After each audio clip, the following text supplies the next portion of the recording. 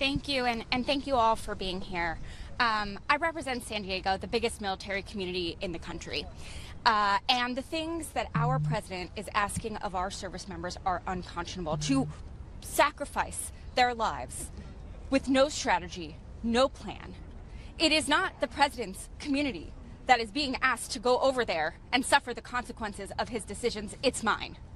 And I can tell you, I've heard from so many military families who are so concerned about what their loved ones are potentially being asked to do. Imagine if you're a service member thinking what you might do if you're given the order to destroy a civilization. Okay? This is the position that we are putting our service members in, who are required by law to not follow an unlawful order.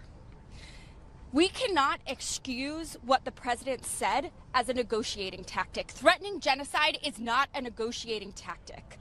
It is important that even though we were able to get this ceasefire, which I pray holds, that we hold this president accountable for what he threatened. Because threatening genocide is not just against international law, it's against our federal law too, and it is our job as Congress to stand up. 13 American service members are dead. Hundreds more are injured. And on Easter Sunday, their commander-in-chief posted a profanity-laced threat on social media that ended with "Praise be to Allah." Sarah Jacobs represents San Diego, more active duty military than any other congressional district in the country. When she says military families are scared, she has the calls to prove it. Here is what those families are living with. Their loved ones are fighting a war Congress never authorized, for objectives that keep shifting, under a president who has publicly threatened to commit what international law experts call war crimes. The Uniform Code of Military Justice requires service members to refuse unlawful orders.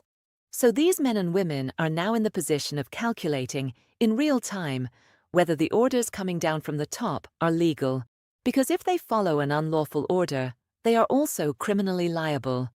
That is what this war has done to the people fighting it. The Patriot... Thank you, Suhas. We're here today and went to the House floor to try to force an end to Donald Trump's dangerous, reckless, unauthorized war in Iran. And I think it's important to remind ourselves that the American people are paying the price for this war as we speak. 13 brave service members who lost their lives have paid the ultimate price. American taxpayers paying billions of dollars a day as the war rages and the bombs fall. We're spending millions of dollars on Patriot missiles to intercept drones that Iran launches from the back of a pickup truck and costs them $10,000 or $20,000. While at the same time, in our home state of Virginia, 33,000 Virginians have lost their health insurance. Missile math that Walkenshaw laid out is worth stopping on. The U.S. is spending millions of dollars per missile to intercept Iranian drones that cost $10,000 to $20,000 apiece, launched from the back of pickup trucks. That is not a sustainable exchange rate. Iran doesn't need to win militarily. They just need to keep the ratio going. Meanwhile, 33,000 Virginians lost their health insurance because Congress said there was no money to extend a middle-class tax credit. Senator Booker's office calculated that the $25 billion spent on this war could fund free school lunches for 30 million American children. Veterans' services have been cut. Military families are watching their benefits reduced by the same Congress that won't cap defense spending on a war it never authorized. The message to service members: your lives are worth deploying. Your family's health care is not worth funding. That contradiction is what Walkenshaw came back to Washington during a war that has proved deadly to 13 members of the American military.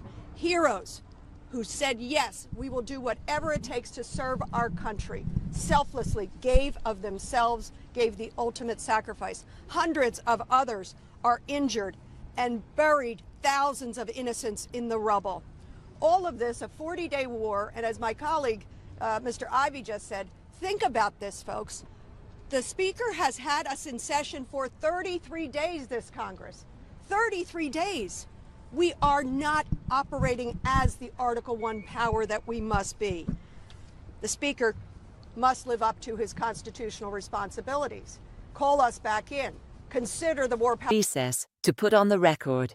When Dean names those 13 service members, she is making the accountability argument in the most direct way possible. These are people who went when called. The constitutional obligation for those who call them is that someone, somewhere, voted for it. No one voted for this war, not in the House, not in the Senate. Trump launched strikes on Iran, and Congress was given the choice: object now or let it happen. Most Republicans chose to let it happen. Some actively praised it, others said nothing. The War Powers Resolution gives Congress the legal power to end an unauthorized war within 60 days. Democrats tried to use it in March. The vote failed 212 to 219. Only 2 Republicans, Massey and Davidson, broke ranks. 4 Democrats voted against their own party. The next vote, scheduled for when Congress returns, will happen in a different political environment. Trump threatened genocide 4 days ago. His own MAGA base called it evil. The ceasefire is already reportedly being violated. Thank you. I'm proud to stand here with my colleagues here in Washington, D.C., where we should be, where our constituents want us to be. Our phones in our office, like I'm sure all of my colleagues, have been ringing off the hook from neighbors who want to see an end to this war, who are worried about the strength of our Constitution, who are terrified that this president is going to cause us more and more and more danger and damage. It's not okay. It's not okay that we are out of session while a president is threatening genocide. It's not okay that folks are struggling to afford their housing and health care and child care bills while we are facing the impact of a president choosing to spend billions of dollars on a war that he chose to get us into. None of this is okay. None of this is normal. And our constituents across the country deserve us to act. They deserve to see action from Congress. We are here ready to take action to pass a war powers resolution to end this war. We need our Republican colleagues to show up too. We need Speaker Johnson to call us into session. And barring that, I'm calling on my Republican... Military families are watching. 2 Republican votes.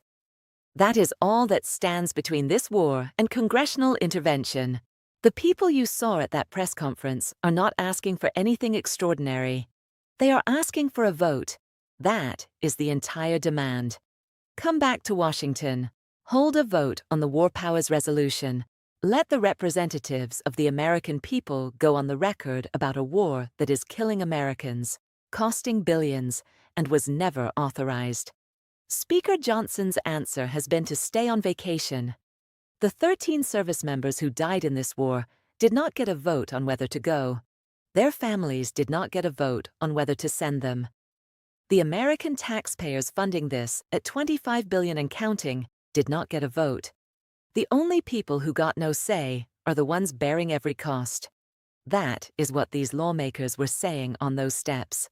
And when you see a military family speak up, not a politician, not a pundit, a military family, about what they're being asked to absorb while Congress does nothing, that is the story. Share this, subscribe. If you know a military family, make sure they see it and call your representative. Because 2 Republican votes can change what happens next.